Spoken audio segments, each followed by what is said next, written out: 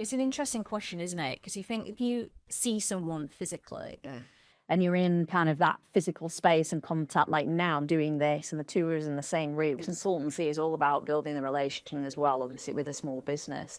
You know, you want to retain your clients. Do you feel there's a shift where you have better relationships with the people that where there is the opportunity to go to site and then physically meet them, or do you think there's no real difference? Well, I come from a different age category, so I think the thing is that when I grew up as an engineer, everything was field based.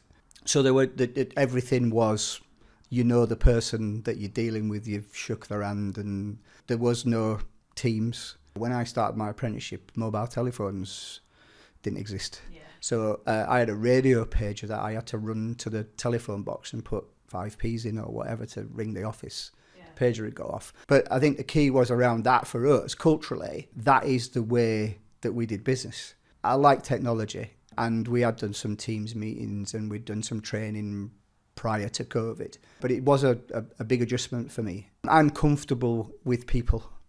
I'd rather be in a room with people and discussing things and reading body language and such like, you know, and directing conversation towards a person who's looking at you or whatever. And it's very difficult to do that when you're on Teams. Having said that, some of the business that we did since COVID has all been around from those types of meetings. I still probably think there's a number of individuals that I still haven't met, and I wouldn't rank them any less than some of my newer clients now. But I do tend to think that and I suppose it might be subliminal, this, to a certain extent, that I can do a little bit better if I'm with the person.